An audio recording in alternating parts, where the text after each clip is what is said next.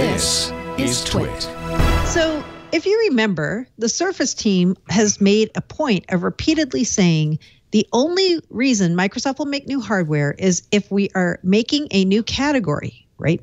Making a new device category. And they said with Surfaces and Surface Pros, they were doing a 2-in-1 and showing OEMs how to do a 2-in-1, right? Surface Hub, here's how to do a big screen touch monitor and make it into a full computing system. Surface Studio, here's a special hinge that you could use to make something that's like a drafting table. Yeah. It's an all-in-one, yes, but it's a little different. Yeah. What is different about this other than the fuzzy keyboard? And Windows 10s. Yeah, okay. I think, okay, here's one thing. And when he showed the slide, remember on the screen, there was a clear gap in between the Surface Pro, the Surface Book, and the Surface Studio. There was a hole. Yeah. That's Yeah. right. And this kind of, it's a laptop for one thing. They don't offer a true laptop, right? Sure. I feel like a direct shot. This one is less of a shot against Chromebooks and more of a shot at the MacBook, frankly. Yeah. The MacBook Air particularly. The Air is probably getting discontinued. Exists for one reason only, and it's called Apple Envy. Well, in this case, Apple kick him in the butt. Better battery life, a real processor. And it weighs a little more than the MacBook, which is just over 2 pounds. But it's, a touch screen. And I know Apple says, oh, nobody wants a touch screen. That's sounding like famous last words at this point. There were some weird things about the design. Like, yes, it works with the existing Surface Pen, but it doesn't open up all the way. So it's not really clear what you would do with the pen on this thing. Oh, really? That's interesting. That's interesting. By the way, I suspect, I could be wrong, because I think these things are actually layers that can kind of add to the screen, but they're making these screens already for Surface Book, right? It's the same screen. Yeah. Same screen. Yeah. So I think it's just a bonus. Like, hey, it's still, it works. But yeah, you're right. I mean, it's crazy that anyone would write on that screen with a pen. Oh, that's good to know, because it doesn't come with a pen. I saw people trying, right? Yeah, I saw people holding it from the back and trying to put the pen on the thing. What happens? Does it push it over? I didn't try it, but so Panos, you did it. But he was holding it pretty firmly in his hand. And since it doesn't do the 2-in-1. It toppled over in his hand while he was doing that. Yeah. So I asked to sit and try it in my lap, because I'm the person who is always saying Surface is not lappable. I can't make it work on my lap. And so it was really funny, because I found one of the Microsoft PR people, and he's like, I want you to do this because you're famous. Always complaining about this. Yeah. So he gets me the burgundy one. He brings me over to a couch. He gets my phone. He's ready for taking the picture of me with it. I put it on my lap, and I'm like, it's still a little tippy. And he's looking at me, and he's like, it is.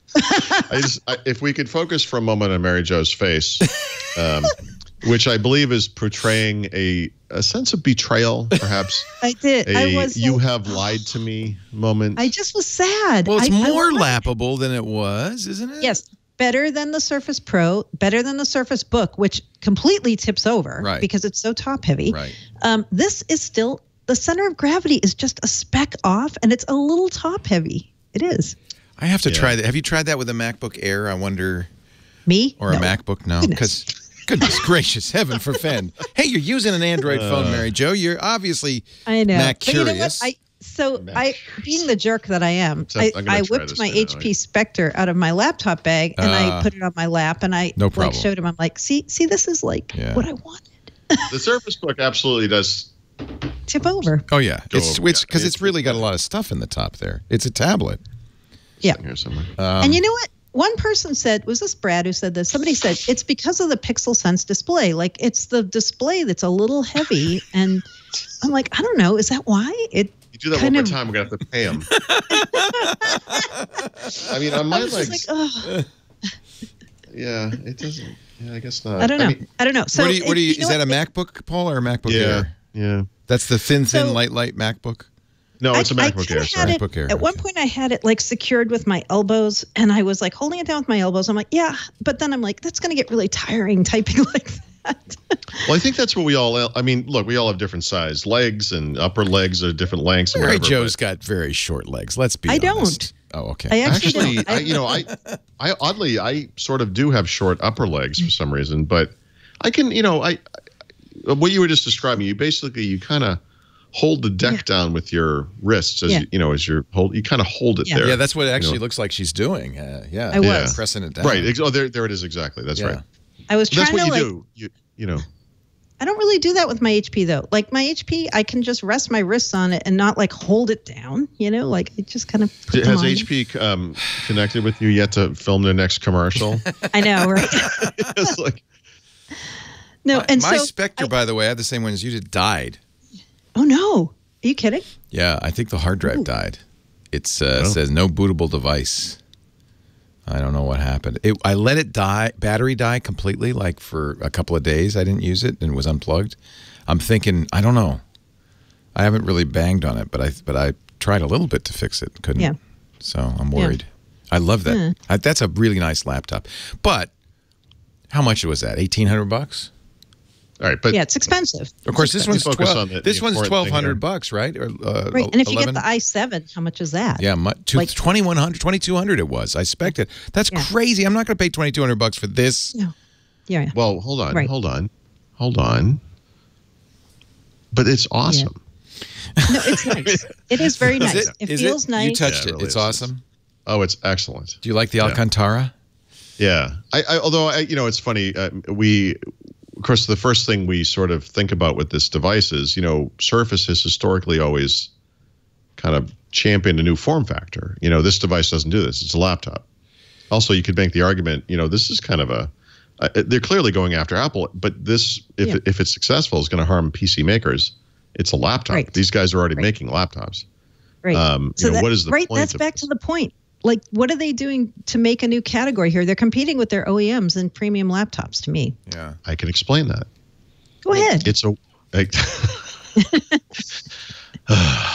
you stop talking about your lap for a second. Sir? No. God damn it. I now have the gong, by the way. Let's hear it again. This is when Paul gets out of hand.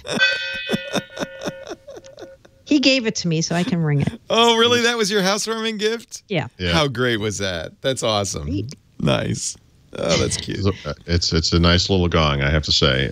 Sounds great. No, if you go back to the original vision for Surface, you'll remember the phrase they used. It was something like, we want to provide the perfect stage for Windows. And at that time, it was Windows 8. We're going to make Windows into a touch thing.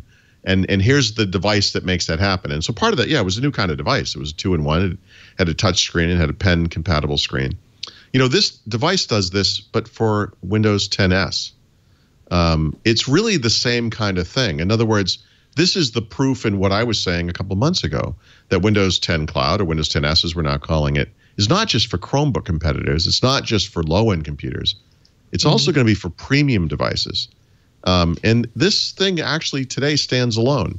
You asked me, how were those other devices? Well, they were terrible. They're all junky little thick-looking pieces of junk that cost $200. This thing cost $1,000 and up. I would say, realistically, it cost $1,200 and up, because I don't know why anyone would buy a 4 gigabyte computer today. But it's an expensive premium device. And I think this is their Chromebook Pixel.